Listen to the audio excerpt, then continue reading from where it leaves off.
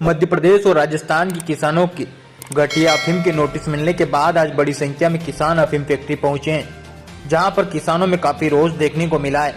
किसानों का कहना है कि उन्हें बार बार परेशान किया जा रहा है। वर्ष 2020-21 में किसानों की अफीम फैक्ट्री में जमा की गई थी। उसके बाद विगत एक वर्ष बाद किसानों को घटिया अफीम के नोटिस थमाए जा रहे हैं, जिसको लेकर किसानों को निरंतर यहाँ पेशी पर आना पड़ रहा है। जबकि सरकार द्वारा किसानों की अफीम जमा भी कर ली गई है और वर्ष 2022 के लिए नए पट्टे भी जारी किए गए हैं। कई किसानों ने अफीम की फसल भी बो दी है और उनमें से अफीम निकालने का टाइम भी नजदीक आ गया है, परंतु फैक्ट्री से घटिया अफीम के नोटिस किसानों को जारी किए जा रहे हैं और नई अफीम छीनने के लिए भी अनुमति नहीं दी जा रही है। किसानों ने बताया कि लगभग 1200 से अधिक ऐसे किसान हैं जिनकी अफीम घटिया बताकर उन्हें नोटिस दिए गए हैं। किसानों ने मांग की है कि जब सरकार द्वारा हमारी अफीम जमा की जाती है तभी मौके पर सभी प्रकार के निर्णय लिए जाने चाहिए, ताकि किसानों को बार बार परेशान न होना पड़े। वहीं इस मामले में किसान नेता सोहनलाल आजना ने बताया कि किसानों की बड़ी पीड़ा हो रही है। देश में सब जगह भ्रष्टाचार पर लगभग अंकुश लग गया है, लेकिन अफीम डिपार्टमेंट में 100% भ्रष्टाचार बढ़ रहा है। अफीम किसानों के साथ न्याय होना चाहिए, वहीं न्याय संगत नीति बननी चाहिए। घटिया अफीम में किसान का कोई दोष नहीं होता है। किसान अफीम को लूने और चीनने का काम करता है। कभी कभार प्रकृति की मार से अफीम का सही उत्पादन नहीं होता है। अफीम किसान कभी भी अपनी अफीम में मिलावट नहीं करता है।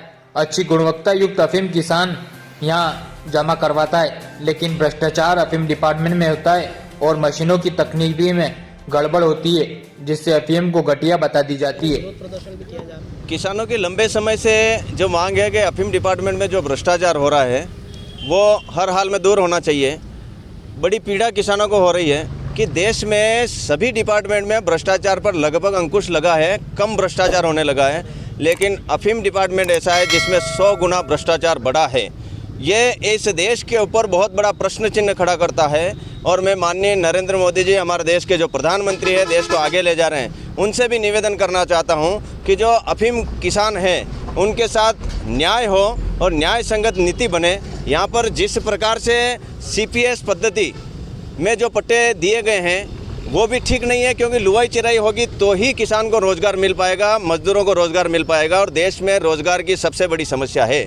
विदेशों में, अन्य देशों में रोज़गार की समस्या नहीं है, इसलिए वहाँ CPS पद्धति चल सकती है, लेकिन भारत में रोज़गार की समस्या है। रोज़गार को देना है किसानों को, उसके लिए लुवाई चिराई की पद्धति ही ठीक रहेगी, बाकी किसानों के साथ न्याय नहीं होगा।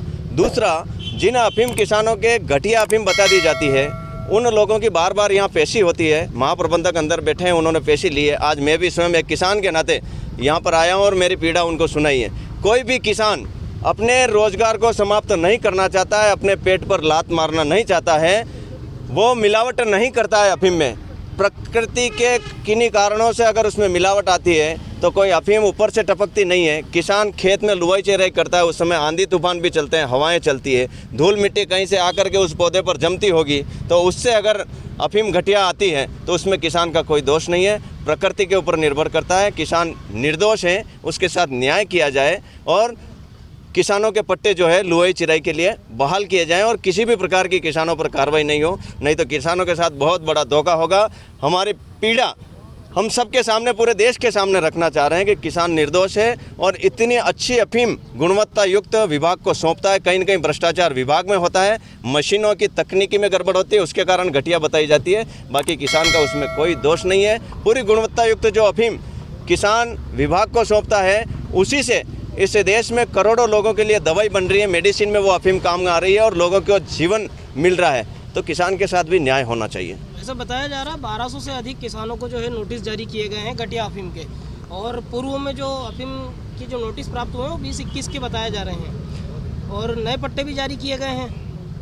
जी, जो किसानों को नोटिस जारी हुए हैं, मैं तो उसमें एक कदम और पीछे जाकर के कहना चाहता हूँ। पिछले कई सालों की RTI लगा करके संज्ञान लेना चाहिए कि विभाग में फर्स्ट में जो निरीक्षण किया गया था किसानों के अफीम का, उसमें कितने किसानों के क्या क्या गुणवत्ता उसमें रही और वापस दोबारा उनको घटिया बता करके और निरीक्षण किया गया, कितने पट्टे उसमें बहाल हो गए, उसमें भी कहीं न कहीं भ्रष्टाचार दिखता है। और उसके बाद में अब कितने किसानों के जिन्होंने पैसा नहीं दिया है उनके घटिया रख दी गई है, ये भी एक बहुत बड़ा प्रश्न विभाग के ऊपर खड़ा होता है।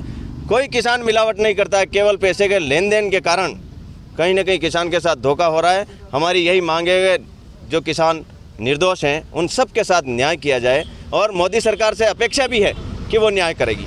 अभी आपने किसानों का प्रतिनिधित्व करा है और महाप्रबंधन से बात करी है, किस बात को लेकर के वहाँ चर्चा हुई और क्या निर्णय निकले अंदर? हमने ये बात की कि किसानों का डेलीगेशन किसानों के लिए आपसे बार बार मिलना चाहता है, क्योंकि जब तक आप बार बार नहीं मिलेंगे तो किसानों की पीड़ा आप समझ नहीं पाएंगे। जैसा कि हम वित्त राज्य मंत्री के पास भी गए थे, 1.5 घंटा हमने दिल्ली में बात की थी, तो उनसे हमने कहा कि हम बाद में बोलेंगे, पहले आप बताइए कि आप अफीम के बारे में क्या जानते हैं। तो उन्होंने बताया मैं तो कुछ नहीं जानता हूँ, मेरे को तो नीचे से अधिकारी जनप्रतिनिधि जो कह देते हैं वो हम लोग करते हैं। इसलिए इनको भी खेती कैसे होती है ये जानकारी में अधिकारियों को भी नहीं है। किसान वैज्ञानिक से भी ज़्यादा जानता है अफीम की खेती के बारे में, और हमने कई प्रकार की समस्याएं अधिकारी को बताई भी है। उन्होंने कहा कि एक बार डेलीगेशन आई है, आप बात करिए।